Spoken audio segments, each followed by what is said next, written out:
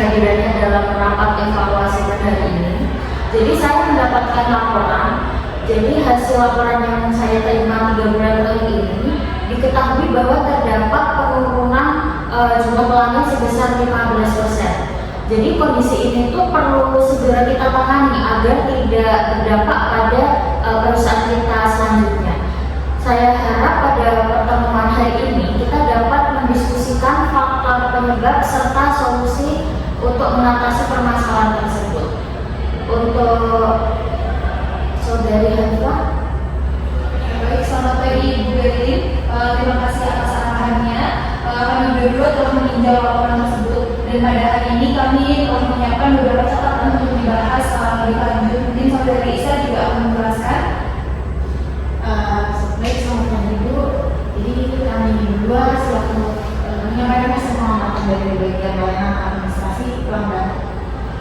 Oke, baik. Mari kita mulai pembahasan identifikasi permasalahan yang terjadi. Baik, untuk Saudari Hanifah, silakan sampaikan temuan yang Saudari peroleh dari bagian administrasi. Baik Ibu, berdasarkan hasil rekap data pesan yang masuk melalui email dan media sosial, kami itu menemukan fakta bahwa banyak pelanggan ini yang melakukan keterlambatan respon dari pihak kita Ibu. Jadi waktu balas pesan itu rata-rata mencapai 1-2 hari. Nah, hal ini tuh menimbulkan kesan bahwa pesan kita tuh kurang tanggap gitu dalam menghadapi kebutuhan pelanggan seperti itu Ibu. Oke, catatannya sangat penting. Apakah ada temuan lain dari sisi pelayanan informasi, Saudari Isa? Ada Ibu, izin menambahkan ya. Jadi berdasarkan penelusuran kami, halaman website perusahaan kami itu belum diperbarui selama kurang lebih 3 bulan. Jadi beberapa informasi yang mengenai promo, jadwal layanan juga sudah sesuai dengan kondisi yang terkini. Jadi akibatnya beberapa pelanggan itu merasa kecewa karena informasi yang mereka baca itu sudah tidak relevan dan tidak berlaku. Oke, saya paham. Jadi dapat disimpulkan bahwa 2 faktor utama yang menyebabkan penurunan pelanggan itu keterlambatan respon komunikasi serta kurangnya pembaruan informasi pada website resmi perusahaan kita. Apakah seperti itu? Iya Ibu, benar.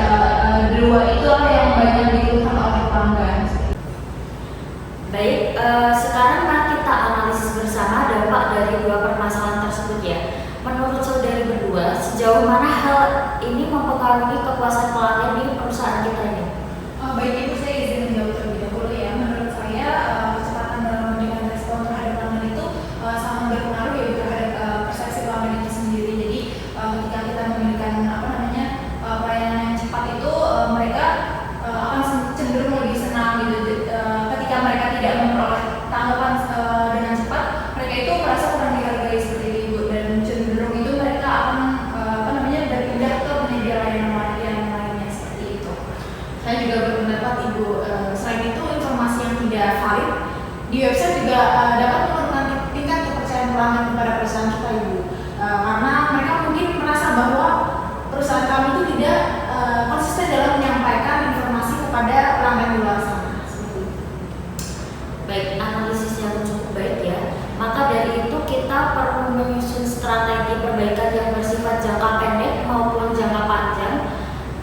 Jadi saya ingin mendengar usulan dari saudari berdua mengenai langkah-langkah konkret yang dapat diterapkan di perusahaan kita kali ini. Silakan. Mungkin dari saya terlebih dahulu juga ya Ibu, untuk usulan saya pada rapat kali ini, kita itu bisa menerapkan sistem yang namanya auto reply. Jadi atau balasan otomatis pada email dan pesan pelanggan. Nah, dengan sistem ini itu pelanggan itu akan langsung menerima konfirmasi bahwa pesan mereka itu sedang diproses oleh perusahaan kita. Nah, hal ini itu akan meningkatkan rasa percaya pelanggan terhadap kesigapan layanan yang kita berikan seperti itu Ibu.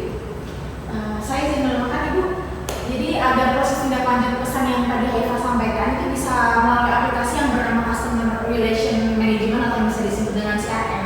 Jadi dengan sistem tersebut, setiap pesan pelanggan itu akan otomatis tercatat oleh perusahaan kami dan bisa langsung dibagi secara merata kepada staf yang sudah bekerja. Jadi sehingga tidak ada penumpukan pekerjaan antara divisi satu dengan divisi yang lain. Oke, menurut saya kedua usulan tersebut sudah sangat relevan ya. Saya harap untuk saudari Iskar dapat dapat mencari informasi lebih lanjut terkait aplikasi tadi, yaitu CRM, yang sesuai dengan kebutuhan perusahaan kita. Baik Ibu, nanti saya akan membandingkan antara sistem tersebut dan akan saya paparkan lagi di rapat kita berikutnya. Oke, terima kasih. Lalu bagaimana dengan pembaharuan di informasi pada website kita ini? Kami mengusulkan agar dibuat jadwal pembaruan rutin setiap minggu. Jadi misalnya setiap hari Senin itu admin itu wajib memeriksa dan memperbarui konten-konten dan juga menghapus konten-konten yang sudah tidak relevan seperti itu, Ibu. Selain itu juga bagian promosi bisa dapat segera untuk menginformasikan kepada kami berdua, yaitu tim admin, jika ada program baru atau pembaruan dari perusahaan kita. Jadi kita sehingga kita bisa dapat langsung menindaklanjuti pembaruan yang dilakukan secara cepat dan tepat kepada pelanggan di luar sana. Oke, menurut saya itu udah solusi yang sangat praktis ya, dan dapat segera dilaksanakan untuk solusi tersebut. Untuk memastikan keberhasilan program perbaikan ini, kita perlu menyusun rencana tindak lanjut secara terperinci terlebih dahulu ya.